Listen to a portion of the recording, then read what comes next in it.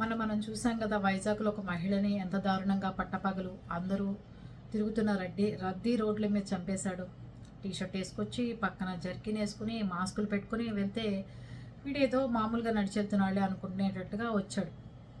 వచ్చిన తర్వాత ఆవిడ ఇంటికి వెళ్ళి ఎవరైతే ఈవిడ కాపు లక్ష్మి గారు ఉన్నారో ఆవిడికి అతనికి 15 సంవత్సరాల నుంచి పరిచయం. ఇది పోలీసులు చెప్తున్న మాట ఇవాళ. ఆ అవకాశాన్ని వాడు ఉపయోగించుకుని వాళ్ళ ఇంటికి వచ్చాడు, ఎవరు లేరని చెప్పి తెలిసి. వచ్చి ఆవిడని డబ్బులు అడిగితే ఆవిడ నిరాకరించినట్టున్నారు. అందుకే కదా చంపేసేది. నిరాకరించగానే ఆవిడని చంపేసి శుభ్రంగా ఆ మంచం మీద పడుకోబెట్టి కబోర్డ్లో ఉన్న 5 లక్షల రూపాయలు, ఆవిడ ఒంటి మీద మంగళసూత్రం, నల్లపూసలు, గాజులు అవన్నీ డబ్బులు తీసుకుని ఆ పని వెళ్ళిపోయాడు. ఇప్పటిదాకా మనకి కేసు మిస్టరీగా మారింది. ఎట్లా చంపాడు, ఎందుకు వచ్చాడు, పట్టపగలు అంత ధైర్యంగా ఎలా వచ్చాడు, అంత కెమెరాలు ఇంట్లో ఉన్నాం కూడా ఎలా వచ్చాడని చెప్పి అందరం అనుకున్నాం. కానీ వాడు చంపేసిన తర్వాత బాంబే, తర్వాత కాశీ, ఇవన్నీ తిరిగి కాశీలో వాడికి పిండ ప్రదానం కూడా చేసేటవాడు. అంటే వాడికి ఎంత నీచమైన మెంటాలిటీ చూడండి. వాడికి పిండ ప్రదానం చేసి అక్కడ భోజనాలు కూడా పెట్టేట అని వాడే చెప్తున్నాడు. కానీ ఒకటండి, ఎప్పుడైనా కొన్ని చనిపోయిన వాళ్ళ మీద కొంతమంది, నేను ఇదొకటి మొన్న అంతకుముందు దువ్వాడ అనే ఊర్లో కూడా మహిళ పెద్దావిడ మీద అతనికి పెద్దావిడికి ఏవో సంబంధాలు ఉన్నాయని చెప్తున్నారు.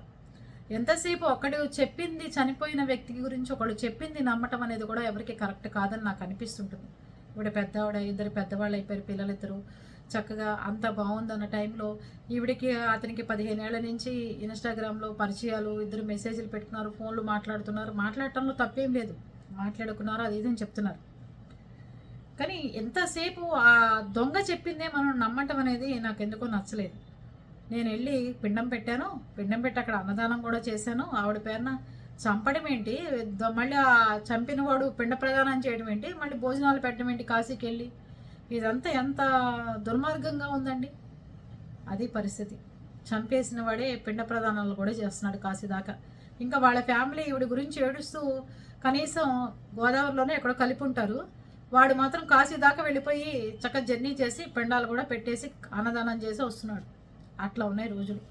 చూడండి, ఎవరిని పడితే వాళ్ళని నమ్మమాకండి, ఎవరిని పడితే వాళ్ళని ఫాలో అవ్వమాకండి, ఎవరిని పడితే వాళ్ళని మెసేజ్లు పెట్టారు కదా, మన దానికి కామెంట్లు బాగా పెడుతున్నారు కదా, లేకపోతే మన ఫోన్ నెంబర్లు ఇమ్మన్నారు కదా, వాడెవడో మనకి ఫోన్లు చేసి మనతో మాట్లాడుతున్నాడు కదా, ఎవరి మీద ఇష్టంతో చేయరండి.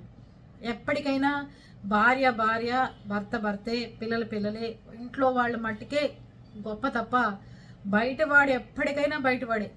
అది మాత్రం తెలుసుకున్న రోజే మనుషులు బాగుపడతారు. వాళ్ళు టైంపాస్ కోసం, ఎదుటి వాళ్ళ సంసారాలు పాడు చేయడం కోసం, ఎదుటి వాళ్ళ కుటుంబంలో మంచిగా పెరిగిన ఆడపిల్లల్ని ఇబ్బంది పెట్టడం కోసమే తప్ప ప్రేమ ఉంది అని చెప్పి మాట్లాడేవన్నీ కపటాలు అని చెప్పి నేనైతే ఖచ్చితంగా చెప్తాను.